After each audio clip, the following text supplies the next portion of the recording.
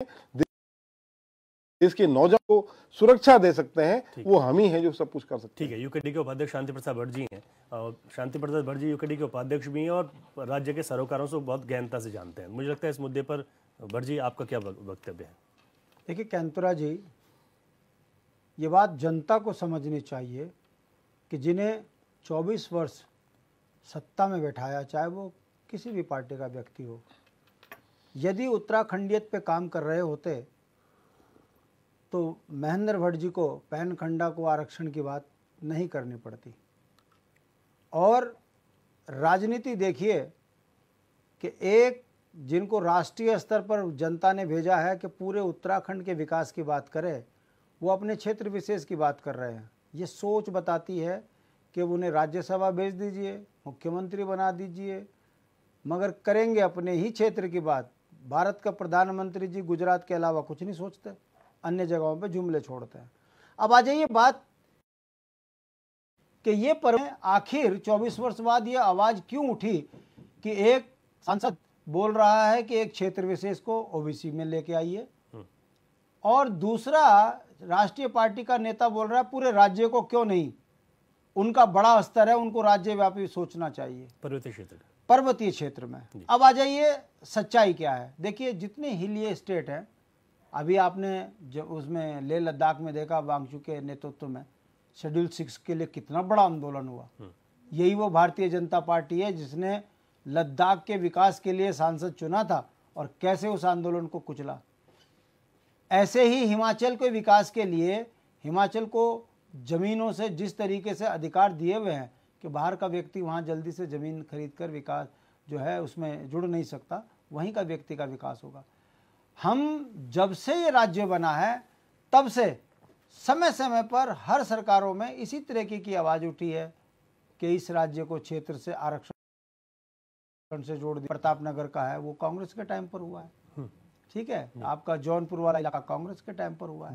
मेरा कहने का मतलब है जब सत्ताओं को ये पता है कि पूरा पर्वतीय क्षेत्र आर्थिक रूप से जो है कमज़ोर है और यहाँ विकास के लिए इसको आरक्षित करना जरूरी है, तभी सीमांत क्षेत्र में नागरिकों को बसा पाने में सरकार कामयाब होगी। जब अपनी असफलताओं में महसूस कर रही है ये सत्ता, तभी तो ये आवाज़ उठ रही है। नहीं तो बताइए कब इस तरह से पैन खंडा के लोगों ने कहा हो कि महेंद्र भट्ट जी हमारे बच्चों को रोजगार नहीं चाहिए, आरक्षण दे दो। अरे भाई, अगर आप रोजगार, सड़क, शिक्षा, स्वास्थ्य यदि गांव के अंतिम व्यक्ति को पहुंचा देते तो शायद आज 24 साल बाद विकास के नाम पर आरक्षण की बात होती। कितने शर्म की बात है कि खुद ही सत्ता में बैठे हैं, खुद पर ही सवाल कर रहे हैं और खुद ही उसका जवाब दे रहे हैं। मैं पूछना चाहता हूं डबल इंजन और ट्रिपल इंजन का मतलब क्या होता है? रवि जी आप अच्छी तरह जानते हो, ट्रिपल इंजन की सरकार है, उत्तर प्रदेश हमारी 60-65 संपत्ति पे कब्जा करके बैठा, हम उसे नहीं छुड़ा पा रहे। तो काय की भाजपा? अगर डबल इंजन की सरकार है, मोदी जी को उत्तराखंड से बहुत प्यार है, बना दो ना पूरे प्रदेश को, ताकि राज्य सरकार से प्रस्ताव जाए, केंद्र उसमें मोहर लगा दे, पहाड़ में बसावट अपने आप हो जाएगी जब उनको वहां सारी सुविधाएं मिलने लग जाएंगी। इसमें कोई दो राय नहीं है कि यदि पूरा पर्वतीय क्षेत्र अगर आरक्षण की परिधि में आ जाएगा तो केंद्र की तमाम विकास की योजनाएं पहाड़ों में चढ़ने लग जाएंगी, एक अतिरिक्त विकास का एज हमको मिलेगा और गांव समृद्ध होंगे। हमारे गांव समृद्ध होंगे तो जनसंख्या वहां पे बढ़ेगी, हमारी सीमाएं सुरक्षित होंगी। देखिए दर्द दोनों राष्ट्रीय दलों के नेताओं का एक ही है कि अब उनके पास जनता के पास जाकर ये बताने के लिए नहीं है कि आखिर हम आपका विकास क्यों नहीं कर पाए। तो बहाना देखिए, एक कह रहा है बना दो, दूसरा कह रहा है पूरे प्रदेश को बना दो। अरे भाई तुम थे तो तुमने क्या किया? दूसरे पे सवाल खड़ा कर रहे हो, अपना बताइए। और अगर आपके पास अपना बताने के लिए नहीं है, आप मैनिफेस्टो में बताओ ना, कब कहा कि हम सरकार बनाएंगे तो पूरे प्रदेश को जो है ओबीसी में ले लेंगे। ये जो नौटंकियां हैं, ये वो ड्रामेबाज है। जब उत्तराखंड में मूल निवास भू कानून की बात होती है तब कहते हैं झंडा पीछे करो, मुझे आगे करो, और जब जनता सवाल खड़ा करती है कि तुम्हारी सरकार है तो तब मूल निवास गैरसैंण क्यों नहीं हुआ, तब चुप होकर मैदान छोड़ के भागते हैं। कहने का मतलब है ये दोनों राष्ट्रीय पार्टियां ठग हैं जिन्होंने उत्तराखंड की उत्तराखंडियत को खतरे में डाला है। आज राज्य संकट में है, पर्वतीय मूल का व्यक्ति अल्पसंख्यक हो गया है, बाहरी लोगों की जनसंख्या बढ़ गई है, तभी 64 लाख से 1,35 लाख यहाँ की जनसंख्या हो गई। आखिर इन तमाम सवालों का जवाब तो आज की नौजवान पीढ़ी को देना पड़ेगा कि आपके शासनकाल में जनसंख्या विस्फोट हुआ है, उत्तराखंडियत खतरे में आई है, संसाधन बिके हैं, अब आप ओबीसी ओबीसी करके केदारनाथ चुनाव लड़ने की तैयारी करवा रहे हो क्या? ये नौटंकी नहीं चलेगी, नहीं चलेगी, नहीं चलेगी।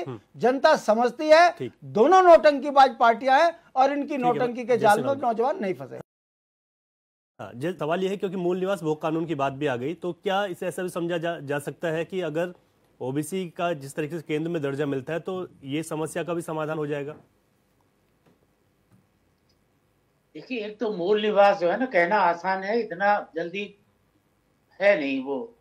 और अगर इसका जो प्रेसिडेंट ऑर्डर है, प्रेसिडेंशियल ऑर्डर है 1950 का, उसमें ये है कि जैसे हमारे यहाँ भोटिया है, थारू है, बुक्सा है जी। वो अगर दूसरे राजस्थान में जाएंगे वहां इनको बचेंगे, वहां इनको नहीं मिलेगा।